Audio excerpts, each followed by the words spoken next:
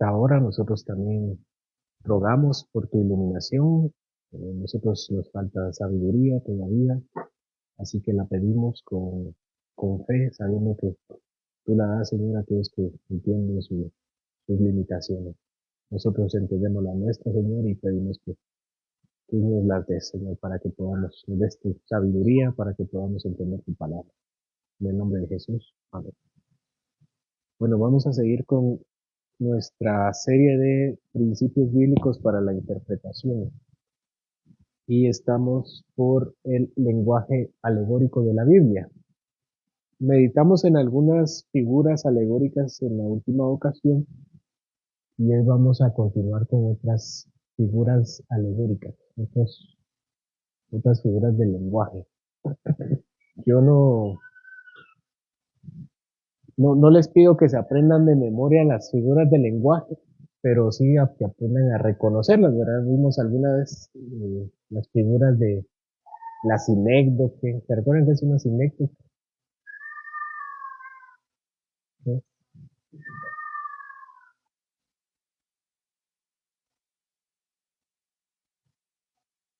Una metáfora.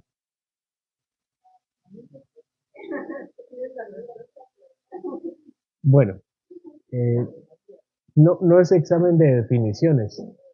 No me siento, mi objetivo o dentro de los objetivos o competir que quería en la clase no era trabajar la memorización de las definiciones, sino más bien que entendamos que la Biblia tiene figuras alegóricas de diferente tipo. Entonces, si yo les digo, como el ciervo brama por las aguas, así ustedes dicen, este es lenguaje alegórico, es lenguaje figurado. Y nosotros comentamos que ese tiene un nombre que se llama símil. Entonces, yo no pretendía que se aprendieran cuál es la definición de símil, pero por lo menos al entender las comparaciones, digamos, este es lenguaje alegórico. También vimos otra, ¿verdad? La sinécdoque, vimos las metáforas. Ahí queda la grabación, por cierto, si desean verla. Vamos a revisar otras figuras del lenguaje alegórico. Estas son figuras de contraste, se llaman figuras de contraste.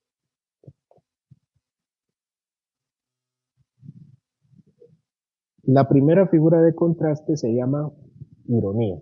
Yo sé que conocen qué es la ironía. Lamentablemente la ironía está puesta en un mal sentido en nuestra sociedad, a menudo conocido en el contexto del sarcasmo. Y nosotros podemos verlo de una forma negativa. En la Biblia no está colocada como algo negativo, sino como una forma de expresarse ante una situación. Eh, ¿Qué es la ironía? No qué es el sarcasmo, qué es la ironía. Si uno dice, qué irónico, no estoy diciendo que la vida me está insultando, simplemente estoy refiriéndome a algo. ¿A qué es?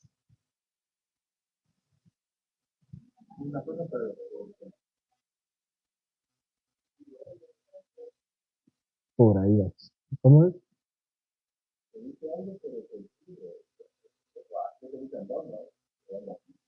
Ahí está. Entonces la hermana menciona aquí el tema de lo gracioso. La ironía tiene un tono humorístico, ¿no? Es una forma de mencionarlo y es precisamente decir una cosa cuando se quiere decir otra cosa a través de un tono un poco eh, chistoso. Tenemos el ejemplo de Elías en Primero de Reyes, capítulo 18, versículo 27. ¿Se recuerdan cuál es el ejemplo de Elías en su ironía? El de, el de Elías, el ejemplo de Elías. Primero de Reyes, capítulo 18, versículo 27. ¿Qué dice Elías? Sí. Ese, aunque es ironía, sí es sarcasmo. Y el texto dice, se burlaba de ellos. Así dice, Primero de Reyes 18, 27. Y aconteció al mediodía que Elías se burlaba de ellos diciendo, gritad en voz alta, porque Dios es, quizá está meditando o tiene algún trabajo o va en camino, tal vez duermen o hay que despertarlo. Creo que ahí corté el texto, pero eso no es la idea. No griten en voz alta, porque tal vez su Dios está meditando, o está en su trabajo, o va en camino, o tal vez está durmiendo, tal vez hay que despertarlo. ¿Cuál era el contexto de esta situación? Elías está en un combate religioso en contra de los sacerdotes de Baal. Elías no es sacerdote, Elías es profeta. Y están a punto de decidir, Israel está a punto de decidir quién es el Dios de Israel. El rey, ¿cómo se llama el rey? Y su reina, Isabel, habían gobernado mal y habían dirigido el corazón de Israel a los Baales. Y por eso estaban en ese conflicto. Llega Elías y dice, no, ustedes tienen que venir al Dios de Israel, y se ponen en esa lucha. Tenían que hacer un lugar de sacrificio, mojarlo con agua, y el reto era que el que clamara a su Dios, el Dios debía responder y consumir el holocausto o quemar el holocausto. Entonces Elías le dice, ustedes van primero, y ellos empezaron a orar, a gritar, y después, ¿qué hacían? ¿Recuerdan? Se cortaban, se sangraban, y clamaban a los Baales, y Baal nunca le respondió. Entonces es Elías que le dice, se empieza a burlar y les dice, griten en voz alta, tal vez no los escuchan, está durmiendo, van en camino, se van en camino, hay que despertar. Viene Elías, ora, y cae fuego del cielo y consume el altar y consume a la gente de alrededor. Y entonces Israel dice, Jehová es nuestro Señor. Esa es la ironía. Entonces se dice algo contrario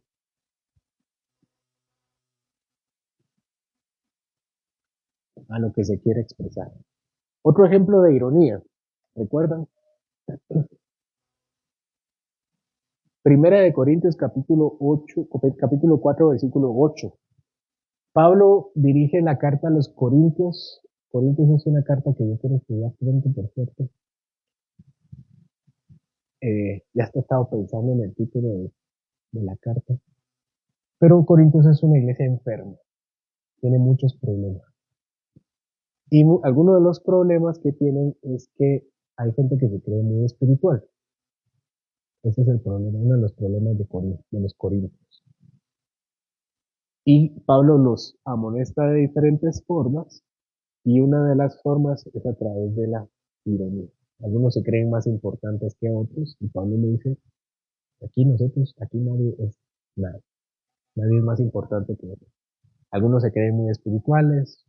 ¿Se recuerdan? Habían divisiones, unos decían que era de la facción de Pablo, otros de la facción de Pedro, otros de la de Apolo, y unos más espirituales decían, no, yo soy de la facción de Jesús. Y Pablo le dice, no, todos se están dividiendo aquí, ni los de Jesús ni los de nadie. Nadie es más espiritual que otro. Si fueran espirituales, no se comportarían de esa manera. Y entonces Pablo en 1 Corintios 4:8 les dice, ya estáis saciados, ya son ricos, nada les falta. Así dice, ¿verdad? Sí, porque tiene el texto equivocado. Vamos a ver, 1 Corintios 4:8. Sí, así dice, ¿verdad?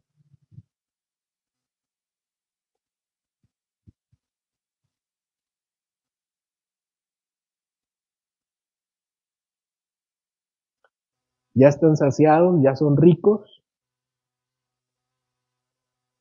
Si nosotros reináis, y ojalá reinaseis, para que nosotros reinásemos también juntamente con vosotros. Ustedes ya están todos, ya están arriba, ya son reyes, ya ganaron su corona, y creen que nosotros todavía nos falta mucho. Esa es ironía. ¿Por qué? No están saciados, no son ricos y no están reinando. Ese es el contexto. Pablo les dice, ya son así, ya son acá, pero lo que quiere decir es que no lo son. Bueno, la ironía la conocemos, ¿verdad? Todos aquí hemos sido irónicos alguna vez, unos más que otros. ¿Alguna ironía que recordemos en la Biblia?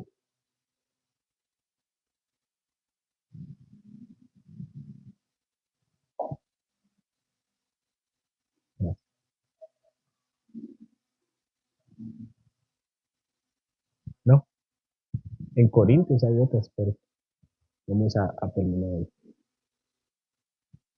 Siguiente figura del lenguaje. la paradoja.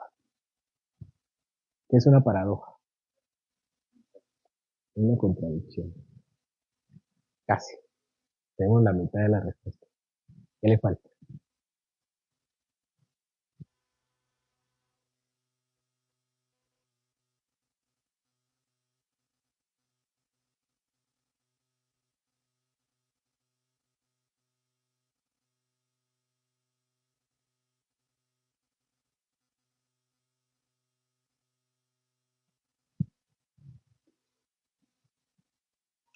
Bueno, las paradojas están en cualquier lado en la literatura, ¿verdad?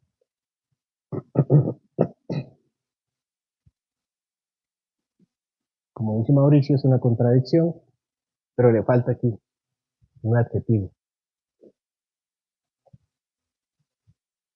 Hay una analogía, a veces hay analogías. Ah, la lógica. Sí, bueno, cuando... Bueno,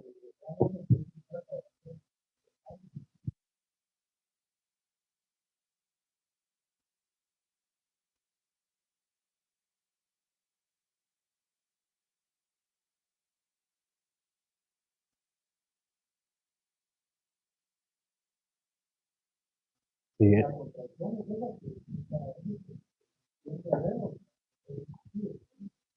sí, ¿verdad? Es irónico. Sí, es precisamente la palabra contradicción tiene que ver con cuando la lógica se ve confrontada, ¿verdad?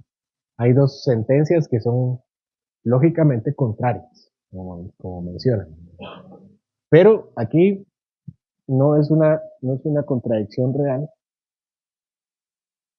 sino que es una contradicción aparente. Suena bueno, sí es una contradicción, pero quien la dice sabe que es una contradicción. Solamente la presenta así para dar a entender una idea. Por eso le dice una contradicción aparente. Por ejemplo, Mateo 10:39. El que haya su vida, ¿qué? La perderá. Justamente como menciona, es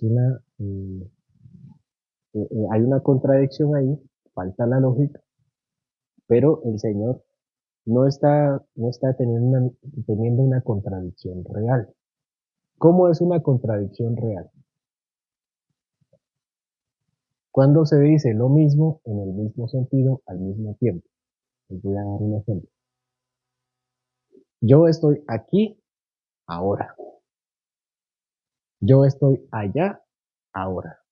Eso es una contradicción, porque no puede ser en el mismo sentido al mismo tiempo. Yo puedo decir, yo estoy aquí ahora, pero estoy allá también. Tal vez yo quiero decir que estoy aquí físicamente, pero allá, como ya están estos cerebros, estoy allá en mente, en mi corazón, allá está. Entonces, no es el mismo sentido, sino que es en diferentes sentidos, ¿verdad? Entonces, no es una contradicción, sino una contradicción aparente. Porque una contradicción lógica, real, son dos proposiciones en el mismo sentido al mismo tiempo. Eso se llama contradicción. Tampoco la Trinidad es una contradicción, porque nosotros no decimos que Dios es tres personas, es una persona y un ser. Una persona y tres personas. Ni decimos que es tres seres y un ser. Decimos es un ser en tres personas. Una contradicción sería un ser, tres seres. Eso es evidentemente una contradicción. Tampoco decimos tres personas y una persona. Eso es una contradicción. Decimos un ser, tres personas. ¿Qué significa ser y persona? Pues eso será en otra ocasión parte de algún curso o alguna lección de teología. Teología propia. ¿Cierto? Bueno, entonces, cuando el Señor dice que el que quiere hallar su vida la perderá, es una aparente contradicción porque no la dice en el mismo sentido. El que quiera hallar su vida mundanalmente, el que quiera preservar su vida física, la va a perder. ¿Por qué la va a perder? La va a perder espiritualmente. Y el que pierda su vida Y aquí es donde dice, por causa de mí, la hallará. Es decir, el que muera físicamente en el Evangelio, ganará la vida espiritual. Entonces no es una contradicción porque no está diciendo, el que pierda su vida física, la ganará físicamente. Eso no tiene ningún sentido. Nadie puede morirse y estar vivo al mismo tiempo en el mismo sentido. ¿Sí? Estamos muertos físicamente, pero vivos en gloria. En dos sentidos diferentes. Primera de Corintios 4:18. Esta es un poquito más enredada, parece un trabalengua. Dice Pablo, no mirando nosotros las cosas que se ven, sino las que no se ven. Pablo dice, no miramos lo que se ve, miramos lo que no se ve. Pues las cosas que se ven son temporales, pero las cosas que no se ven son eternas. Aquí Pablo resuelve la contradicción. Dice, nosotros no miramos lo que se puede ver, sino tenemos ojos de la fe. Es una forma de decir, creemos. Es un sinónimo de creer. No está diciendo lo mismo. Las cosas que se ven, esto, va a perecer. Pero aquello que se mira con la fe en la eternidad, donde nuestros ojos no funcionan, eso es para siempre. Entonces, hay una contradicción aparente. No se está contradiciendo realmente, sino es una forma de lenguaje para expresar una idea. Y nosotros hablamos también así. Alguien puede leerla y decir, no, aquí se está contradiciendo. Que la Biblia es muy bonita y usa mucho lenguaje poético. Lo que pasa es que nosotros también no nos damos cuenta. Leemos la Biblia con malos prejuicios porque nosotros también hablamos así. No es que ni siquiera no la entendemos. ¿Algún otro ejemplo? Y Jesús mismo habla de muchos, ¿no? El que pierda su vida el que pierda su vida la ganará. El que quiera ganar su vida la perderá. Los últimos serán primeros. ¿Y qué otra? Hay una más. ¿No? Sí, recuerdo algo, que hay otras. ¿No? Seguimos. Esta es un poco menos común. Tal vez el nombre es tal vez difícil de recordar. Es la atenuación. Viene de atenuar. O también es llamada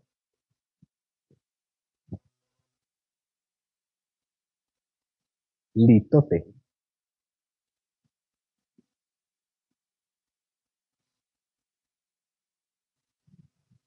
Bueno, creo que el primer nombre nos sugiere algo. Este consiste en no expresar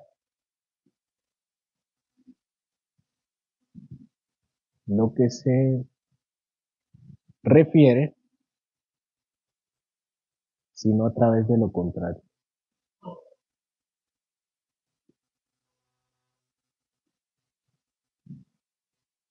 Esto suena a retórica de la chimotrufia, ¿verdad? Cuando digo una cosa, digo otra. Pero no, no expresar lo que se refiere, sino a través de lo contrario. Yo para decir una cosa, digo lo contrario. Yo soy no mujer. ¿Y por qué no decir que soy? Es una forma de expresar. Vamos a ver qué dice la Biblia. Juan 6:37. El que a mí viene, no le echo fuera. ¿Qué sería lo esperado? El que viene a mí, lo recibo. Pero él dice, el que viene a mí, no le echo fuera. Aunque es lo contrario, también tiene una fuerza, ¿verdad? Decir lo contrario tiene una fuerza. Si yo digo, yo soy no mujer, aunque yo estoy diciendo que yo soy hombre, lo que quiero dar énfasis es que yo no soy otra cosa. No nos confundamos. El Señor cuando dice, el que viene a mí no le echo fuera, está diciendo, el que viene a mí, el que se acerca a mí, no vaya a creer que se me va a escapar. Eso es lo que quiere decir. Entonces el Señor está hablando de una forma en que responde a a algunos pensamientos de quienes le escuchan. El que viene a mí no le echo fuera. Muchos no se acercan al Señor porque creen que van a ser rechazados. Entonces no dice, yo le acepto, dice, no le voy a echar fuera. Vamos con otro. Hechos 1:5. Porque Juan ciertamente bautizó con agua, mas vosotros seréis bautizados con el Espíritu Santo dentro de no muchos días. ¿Qué es lo que se esperaba? Dentro de pocos días. Dentro de pocos días, pero el Señor dice dentro de no muchos días. El énfasis no está en el tiempo corto, sino en que no será un tiempo largo. Este es el énfasis. Vamos con otro. Bueno, hay otra modalidad. El itote es también utilizado para empequeñecer algo y ensalzar otra cosa. Por ejemplo, en Génesis 18:27 tenemos a Abraham diciendo soy polvo y ceniza. Era Abraham polvo y ceniza cuando lo dijo. Eso fue después, se murió y se hizo polvo. Pero en ese momento no es polvo y ceniza. ¿A qué se refiere? ¿Por qué dice polvo y ceniza? Delante de Dios, yo no sé. Otro ejemplo, Isaías 41:14. Dice, no temas, gusano de Jacob, o vosotros los pocos de Israel. Yo soy tu socorro, dice Jehová, el Santo de Israel es tu redentor. Entonces, Jacob no es gusano, no es literalmente un gusano. Recuerden que es lenguaje figurado, alegórico. ¿Por qué dice que Jacob es un gusano?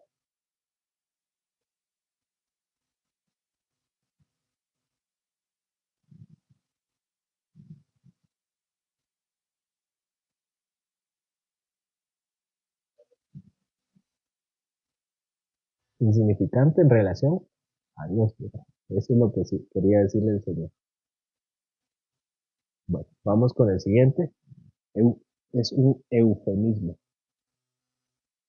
Eufemismo. Este también es bastante común entre nosotros. Bueno, los cuatro, ¿verdad? Pero el tercero no tanto. ¿Qué es el eufemismo?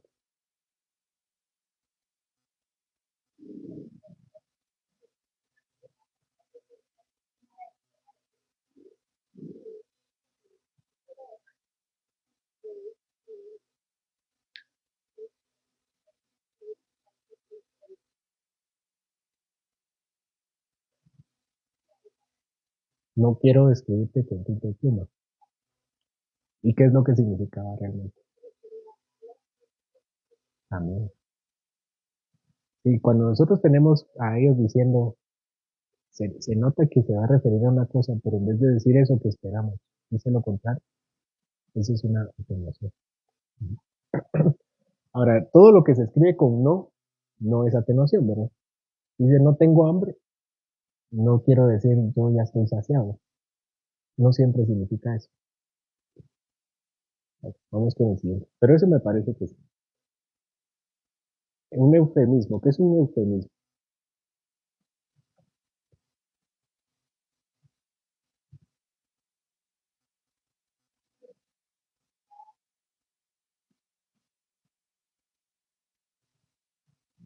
Pero también es parte, ¿verdad?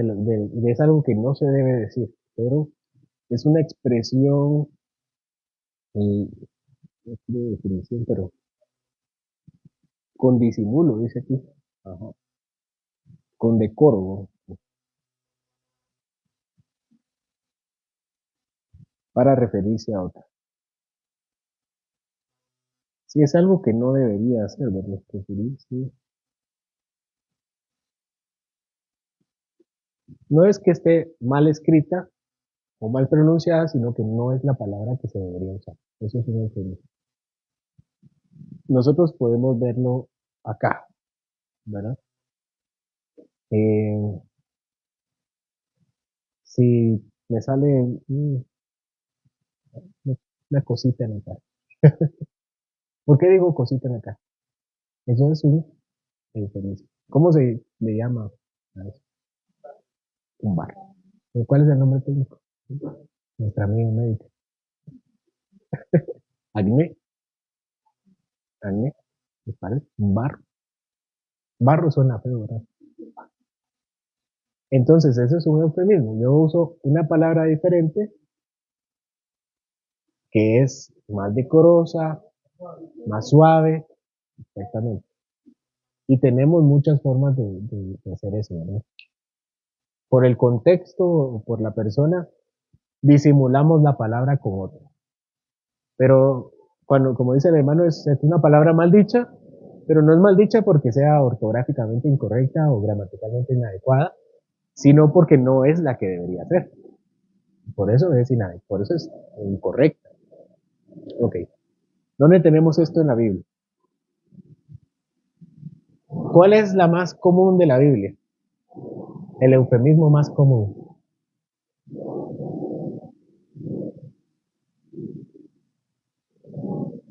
Y se conocieron. Ese es el más común. ¿Qué significa conocerse en la Biblia? Tener relaciones sexuales. Eso es conocerse.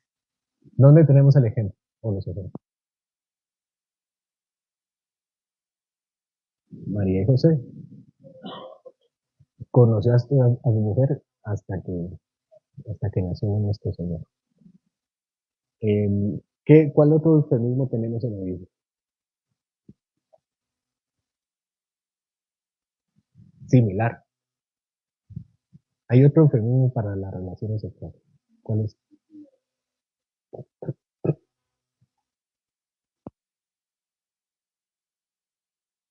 Sí, se subió a su lecho. El lecho también es otro eufemismo para las relaciones sexuales. Llegarse. Llegarse es otra forma de hablar de las relaciones sexuales. ¿Qué otro?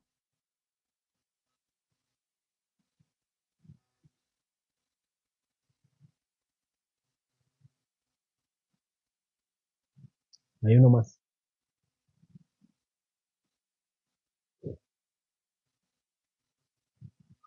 Descubrir la desnudez. También es parte de decir eso. Por eso cuando Noé, bueno, cuando se habla de la maldición que Noé le hace a Cam, es porque él descubrió la desnudez de su padre, dice. Y la interpretación más común es que lo vio desnudo. Estaba ebrio, ¿se recuerdan el pasaje de Génesis 9? Noé estaba ebrio y estaba desnudo. Entonces viene Cam y descubre, lo vio desnudo, dice Génesis 9. Se refería, la interpretación más común es que lo vio, literalmente lo vio desnudo. Pero muchos autores hablan de que realmente Cam tuvo relaciones sexuales con la esposa de Noé, que puede ser su madre, o su madre ya había muerto y pudo ser otra esposa. A eso se refiere. Bueno, eso puede ser, no estoy diciendo que eso sea.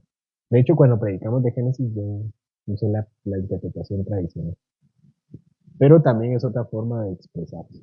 ¿Qué otros eufemismos tenemos?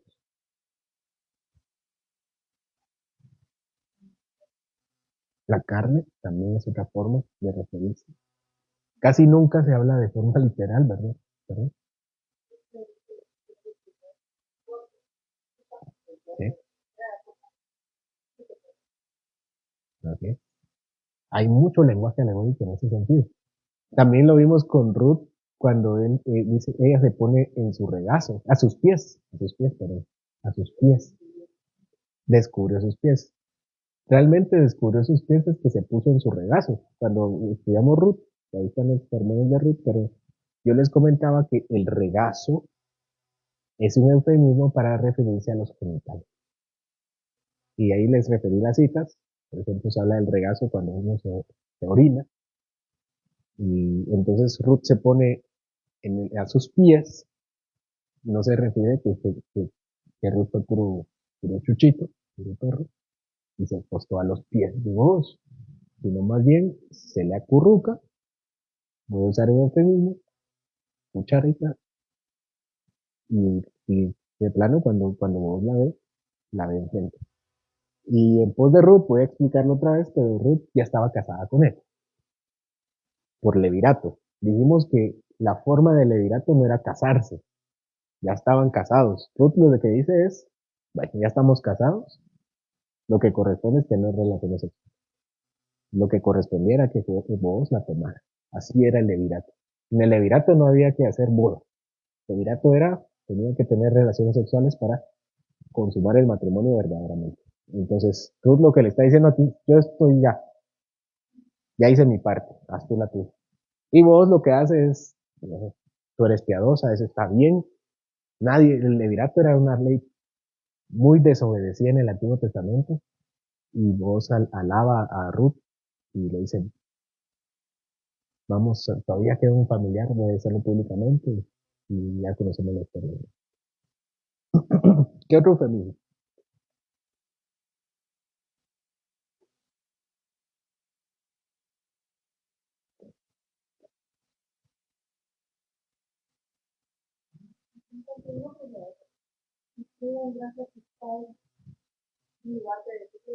Morirse. Tú vendrás a tus padres. Es otro eufemismo. ¿Qué otro eufemismo hay con morirse? Dormir. Muchos de nosotros duermen ¿cómo dice? El seno de Abraham. El seno de Abraham, otro eufemismo. Dormir, otro eufemismo. Reunirse con los padres, eufemismo para morir. Tengo otros. Hechos capítulo 1, versículo 25. Sobre Judas se dice que se fue a su propio lugar. ¿A qué se refiere con irse a su propio lugar? Se murió y se fue al infierno. Eso significa. Él estaba destinado a la condenación y se fue a donde le tocaba irse a su propio lugar. Eso lo podemos ver con lo que dice Jesús en Mateo 26-24. Ese es el lugar que le corresponde. Otro eufemismo,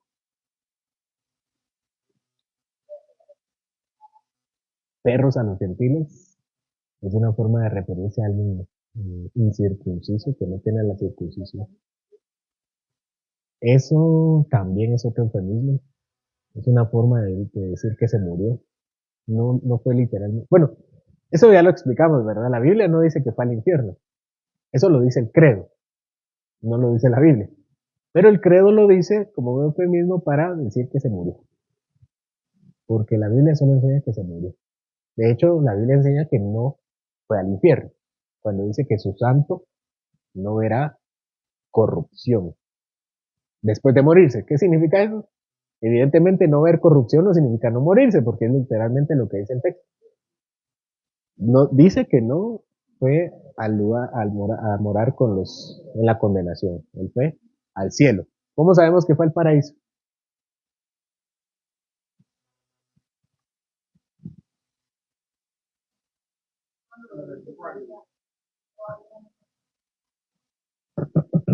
Mm, ahorita vamos con eso. Ahí tenemos que, eso les comentaba yo, cuando hace interpretación uno tiene que ver todo, todo lo que se dice. Entonces tenemos varias cosas. Me estoy desviando, ¿verdad? Pero la Biblia no dice que fue al infierno. Eso lo dice el credo, para empezar.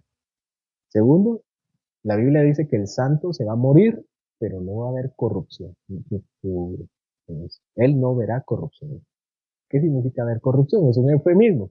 El punto sería definir qué es ese eufemismo. Dicen que él mismo dice que fue al paraíso. Ah, bueno, entonces ver corrupción probablemente significa no ir al infierno.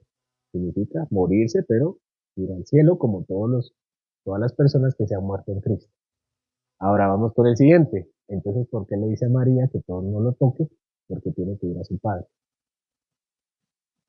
¿A dónde va? Seol es de, Seol es el lugar de los muertos, se le llama la tumba. Es un eufemismo. La tumba es un eufemismo para decir que está muerto. ¿Por qué le dice que todavía tiene que ir con su padre? ¿Qué le faltaba a Jesús? Ascender con su cuerpo, ¿verdad? Todos los que están muertos en Cristo están en el paraíso, pero no tienen cuerpo, no tienen su cuerpo. ¿Dónde está su cuerpo? Está en la tierra.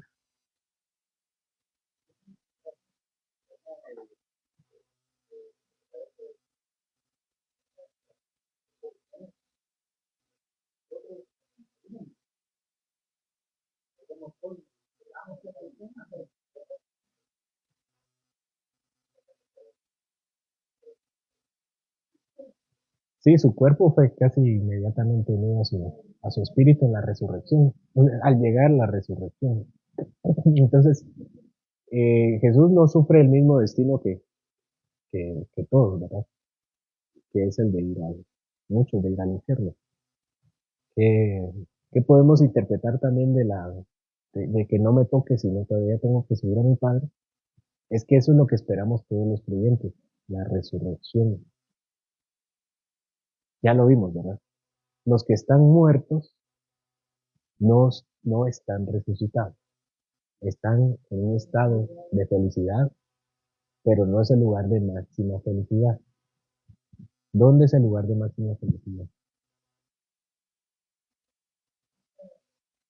En la casa del Padre. Hay otros eufemismos para referirse a ese lugar. Está la Nueva Jerusalén, están las moradas del Señor, y para referirse a este estado intermedio donde está solamente el alma, se habla del paraíso, del seno de Abraham. Entonces, yo no puedo decirles cómo se llama porque la Biblia me pone de muchas formas. Lo que sí podemos decir es que hay un lugar intermedio donde están las almas, ya sea sufriendo o disfrutando, pero hay un lugar más pleno donde las almas serán reunidas con los cuerpos y será esa plenitud. Eh, Están muertos,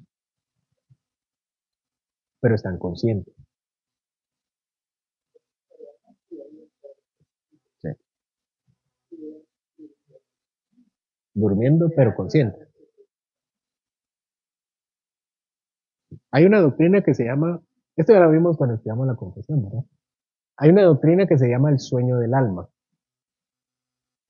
Por cierto, esta semana descubrí que también la creen muchos de la iglesia oriental, pero la creen, creo que testigos de Jehová o mormones, no me acuerdo. Pero el sueño del alma dice que las almas están inconscientes. Eso dice la doctrina del sueño del alma. Están inconscientes. Nosotros no creemos que el alma está inconsciente. Creemos que está en un lugar consciente disfrutando del Señor. Ahí es dormir, descansar. Y la resurrección es cuando el cuerpo y el alma se reúnen, y en la resurrección es cuando eso pasa y pasan al Señor. Eso ya lo pasó nuestro Señor Jesucristo. ¿Sí? Ya es el primogénito o la primicia, el primero que fue resucitado. Eso es lo que vemos cuando le dice a María, no, ya resucité, ya tengo mi cuerpo, mi alma juntos y voy al Señor. Es el primero. Y de ahí venimos todos los demás. Primero los que están muertos en Cristo, porque ellos resucitarán primero, y después los que hemos quedado, seremos cambiados, transformados a la semejanza de Cristo, e iremos con él. ¿Verdad?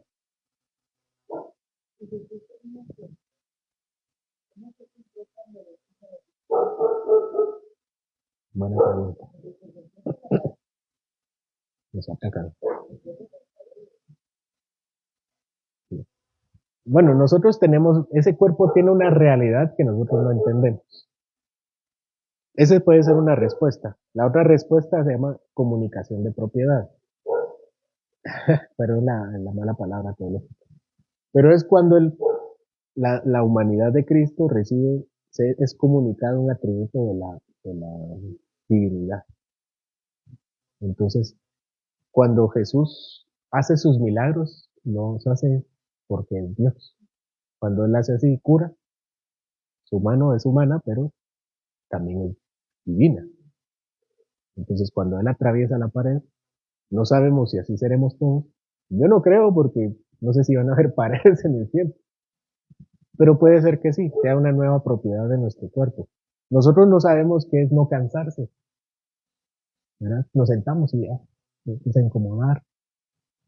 Eh, Hace poco Alejandra le dijo vio a la nena tirarse de rodillas. Ay, dijo. Y yo le digo, ¿tú no te acordás que cuando tú te tirabas tampoco te dolía? Nosotros no sabemos qué es no sentir dolor, qué es no sentir cansancio. Yo no sé qué es ver bien. Eh, entonces nuestro cuerpo probablemente tendrá propiedades que no conocemos. Pero ese no es el punto. ¿Alguna otra duda para cerrar este punto de la muerte? ¿No? Bueno, seguimos. Vamos con otras figuras. Estas se llaman figuras de la persona.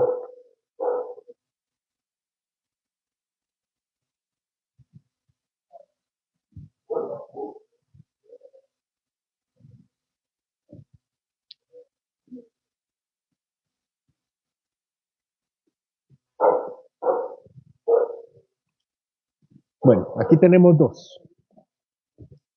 Figuras de la persona o personales o de índole personal. Primero tenemos la personificación.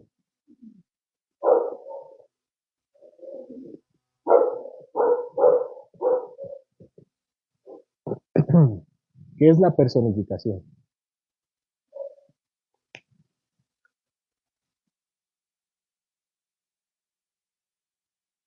¿A qué le suena? ¿Vale?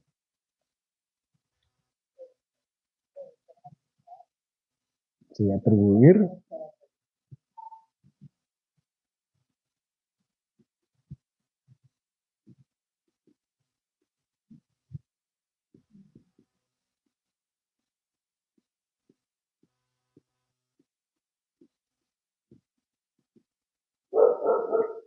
Es atribuir características de persona a quien no tiene.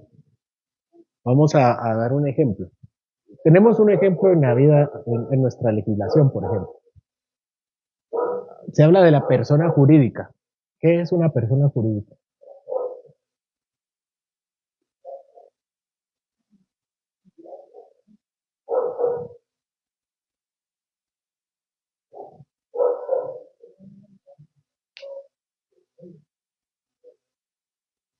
¿Sí? Se puede referir a una institución que tiene atribuciones de persona, no todas, sino ciertas atribuciones de persona en institución.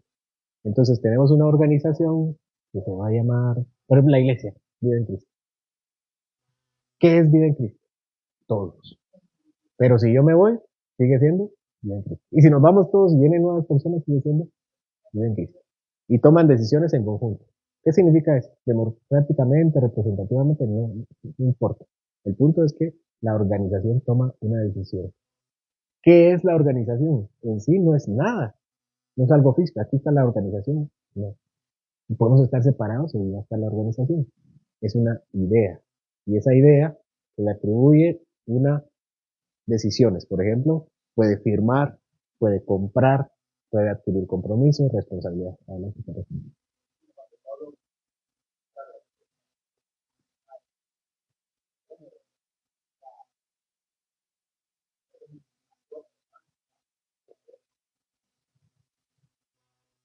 Si ahí personifica a la iglesia. ¿Qué es la iglesia? Somos todos, no es una persona, somos varias. Pero habla de nuestro conjunto como si fuera uno. Ok. Ese podría ser una forma de hablar, la personificación. Pero a menudo se habla de cosas que son inmateriales o cosas que son inertes, que no son humanas. Salmo 114. ¿Se recuerdan qué dice el Salmo 114?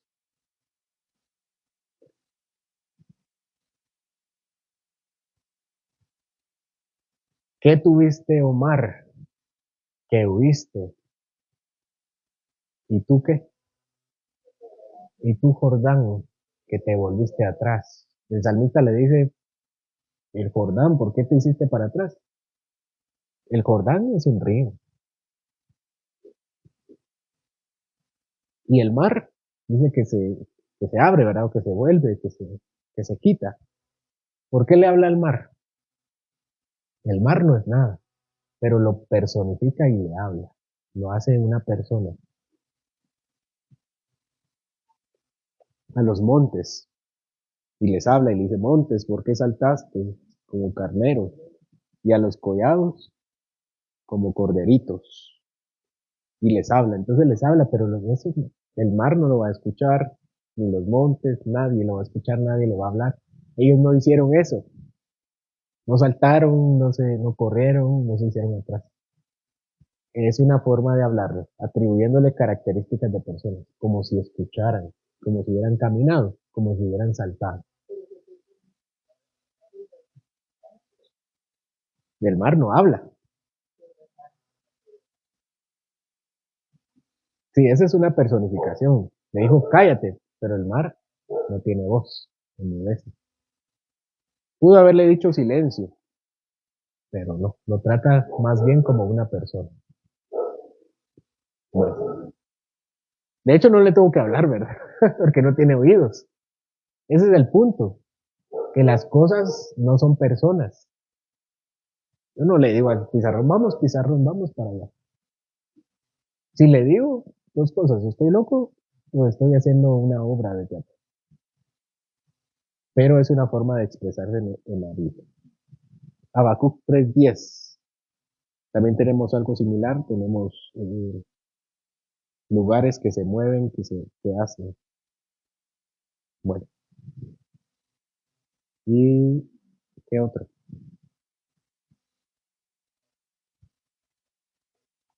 Del viejo hombre y del nuevo hombre. ¿En qué sentido le habla o qué?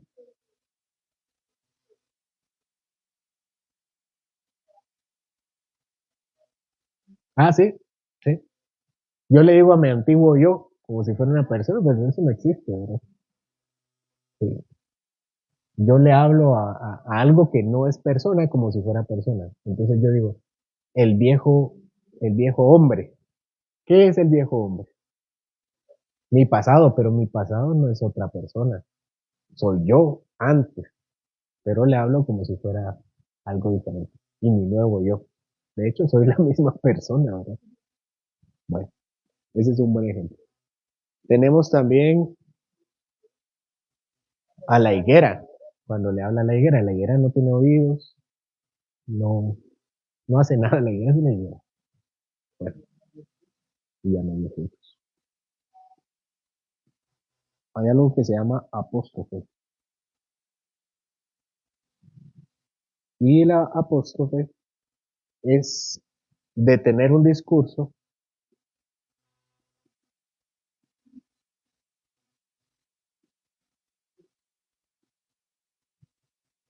para hablar algo inanimado.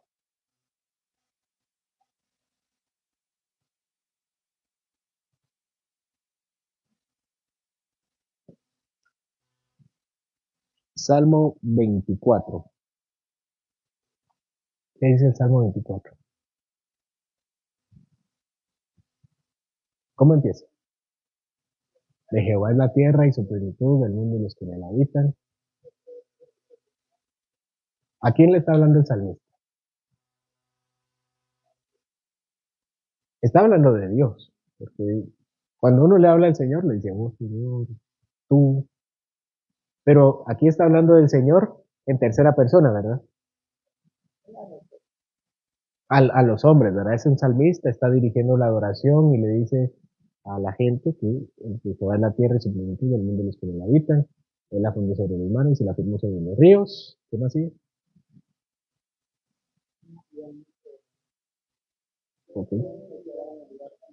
El limpio de manos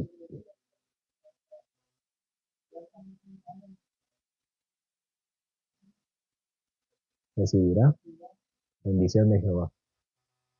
Ok, entonces está dirigiendo la adoración y de repente se detiene. ¿Y a quién se dirige? Alzado puertas, vuestras cabezas. ¿Y qué sigue? Puertas eternas. Las puertas no tienen oídos, no tienen piernas, no se pueden alzar, pero detiene su discurso y se dirige a hablarle algo inanimado y lo personifica. Eso es un apóstol. Salmo 42:5 también habla acerca de la adoración, es sobre la adoración. Y en el versículo 5 se detiene y dice, ¿por qué te abates, oh alma mía? ¿Y por qué te turbas dentro de mí? Espera en Dios, porque aún he de alabar, salvación mía y Dios mío. En este salmo el salmista está expresando, se está cantando, y de repente hace una pausa y dice, y se habla a sí mismo. ¿Sí? El ejemplo que da la hermana Yesenia. Se detiene y dice, alma mía. ¿Dónde está su alma? El alma no tiene oídos, el alma no tiene boca. Esa es una facultad del cuerpo. Dijimos que el alma es una realidad que nosotros no entendemos. Y otra cosa es que el alma soy yo, o es parte de mí, más bien. Y se detiene y dice, cálmate, a mi alma. Bueno, seguimos. Mateo 23:37. Jerusalén, Jerusalén, que matas a los profetas y apedreas a los que te son enviados. ¿Cuántas veces quise juntar a tus hijos como la gallina junta sus polluelos debajo de sus alas y no quisiste? ¿Quién es Jerusalén? Una ciudad. La ciudad no es nada, no es una persona. La ciudad no tiene oídos. Quienes tienen oídos son las personas, no las ciudades, que lo habitan exactamente. Los muros no tienen oídos, las murallas tampoco, pero el Señor personifica a la ciudad y le habla. Y le dice a la ciudad que Él mata a los profetas, ella mata a los profetas, apedrea a los enviados. Y habla de los hijos de la ciudad. ¿Quiénes son los hijos de la ciudad? Los ciudadanos. Pero si la ciudad no engendra tampoco, no se embaraza, no tiene un parto. Entonces, eso es una apóstol. El Señor estaba hablando, estaba dando su discurso y de repente se detiene y se refiere a Jerusalén. ¿Dudas? ¿Comentario? ¿Qué les parece?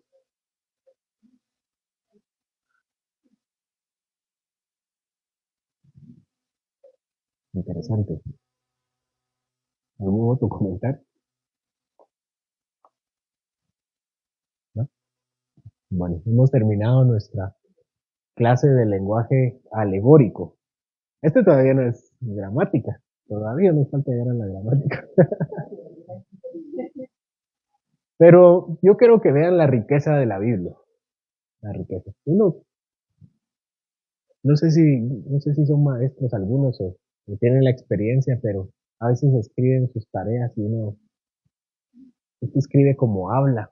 Hasta ahí ven 3 puntos y hasta tiene sus muletillas, escribe sus muletillas. Y nosotros creemos que como nosotros hablamos así, y tal vez hasta a veces escribimos, así es la Biblia. Pero no, la Biblia tiene su forma de hablar y su forma de referirse a las cosas. Y tampoco es la Biblia, son las personas que escriben la Biblia. No todos tienen la misma forma de hablar, no todos tienen la misma figura. Y a veces uno escucha el lenguaje y se pega. Por ejemplo, leer a Lucas es escuchar a Pablo en las cartas. Sabemos que escribió Hechos y Lucas, Lucas, tercer evangelio y Lucas y Hechos. Y uno dice, él estuvo con Pablo, pero no es Pablo, no escribe como Pablo, pero se parece a Pablo. Entonces, no vamos a decir que toda la Biblia habla así, porque tiene diferentes autores, pero tienen formas especiales de escribir. Y sus formas especiales incluyen estas que hemos visto, que es muy alegórico, tal como nosotros hablamos también. Hace poco ahorita les acabo de decir, les trataba de decir qué era el eufemismo, pero para darles el ejemplo tenía que usar palabras un poco duras y hasta a mí me costaba. Es que así hablamos nosotros también. Terminamos. Vamos. Vamos a ponernos en manos del Señor nuevamente. Señor, que terminamos en este momento, también rogamos que la memoria no nos falle, y no por las definiciones, Señor, sino más bien entender cómo es tu palabra, cómo podemos leerla, entenderla, aprender de ella, Señor, sacar el máximo provecho de nuestras lecturas. Y no para enriquecer nuestra cultura, Señor, ni nuestra inteligencia, sino para escuchar tu voz, para entender qué es lo que tú deseas de nosotros, para encontrarnos contigo en ella, Señor, a través de estos hombres que, inspirados por ti, nos dejan estas palabras plasmadas en literatura. En el nombre de Jesús, Señor, nos despedimos. Amén.